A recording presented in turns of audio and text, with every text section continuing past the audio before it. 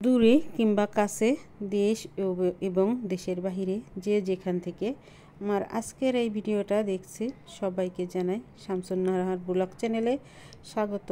বন্ধুরা, প্রথমে একটা লাইক দিয়ে আমার ভিডিওটা দেখে নিও, এটাই তোমাদের কাছে আশা করি। তো নতুন আরেকটি রেসিপি নিয়ে তোমাদের সামনে হাজির হলাম, দেখতে থাকো আমার ভিডিওটা।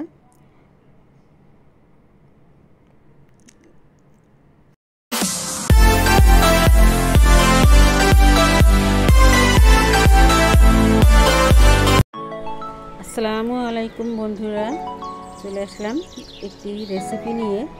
তোমরা সবাই জানো এর মাঝে আমি আমার বাবার বাড়িতে গেছিলাম, তো সেখান থেকে কয়েকটা আম নিয়ে আসছিলাম।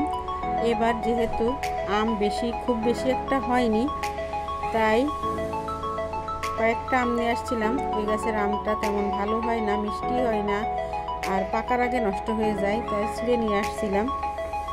তো সে আমটা কাঁচা ছিল, ঘরে থেকে দেখো হলুদ হলুদ বর্ণ হয়ে গেছে। তো আর কি করা, একটা আম পচেই গেছে।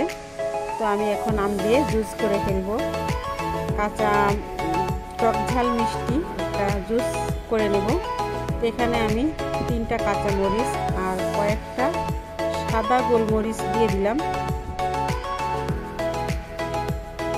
আর দিয়ে দেবো এখানে লবণ, পরিমাণ মতো চিনি, আর দেব টক দই। এটা দিয়েই জুসটা করব আমি। এখন লবণটা দিয়ে দিলাম, পরিমাণ মতো লবণ দিয়ে দিলাম। এখন দিয়ে দিচ্ছি চিনি, আমি 3 টেবিল চামচ চিনি দিয়ে দিচ্ছি। দেখো এটা হচ্ছে আড়ঙের টক দই। তো আমি এখন পরিমাণ মতো টক দই দিয়ে দেব। আমি এখন টক দইটা দিয়ে দেব, তারপরে ব্লেন্ড করে নেব। ব্লেন্ড করে এনে পরিমাণ মতো পানি দিয়ে মিক্স করে নেব। এই যে আমার ব্লেন্ড করা হয়ে গেল। এখন আমি একটি জগে ঢেলে পরিমাণ মতো পানি দিয়ে এটাকে মিক্স করে নেব। এটা দেখতে পাচ্ছ অনেকটাই গাঢ়। তো আমি ব্লেন্ডারের জগের ভিতরে পানি দিয়ে তারপর ওটাকে ধুয়ে জগের ভিতরে ঢেলে দেব, দিয়ে চামচ দিয়ে মিশিয়ে নেব।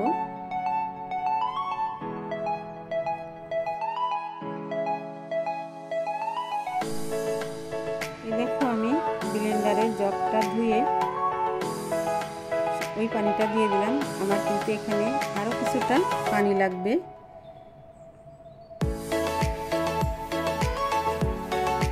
খুব বেশি গাঢ় খেতে ভালো লাগবে না, আবারও কিছুটা পানি দিয়ে দিলাম।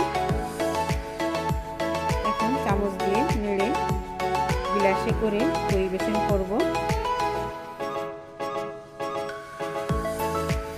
অসম্ভব মজা হয়েছিল খেতে। এভাবে একবার হলেও বাড়িতে তৈরি করে খেয়ে দেখো, অনেক টেস্টি, আর উপকারিতাও তো আছে, এর গুণাগুণও আছে। যেহেতু আমি এখানে টক দই দিয়েছি, টক দইয়ের অনেক গুণ।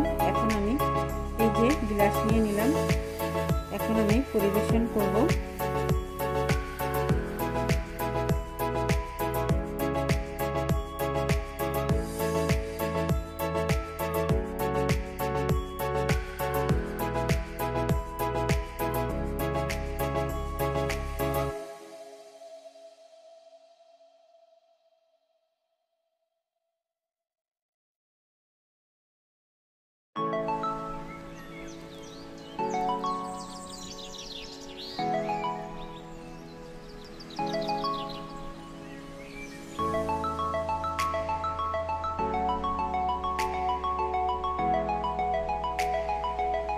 কেমন লাগলো আজকে আমার এই টক ঝাল মিষ্টি কাঁচা আমের জুস? অবশ্যই কমেন্টের মাধ্যমে জানাবে। আর ভালো লাগলে বাড়িতে এভাবে তৈরি করে খাবে, খেয়ে দেখবে অসম্ভব মজা হয়। তো যে খাইছে আমার বড় বোনকে নিয়ে দিলাম, বললো যে খুবই টেস্ট।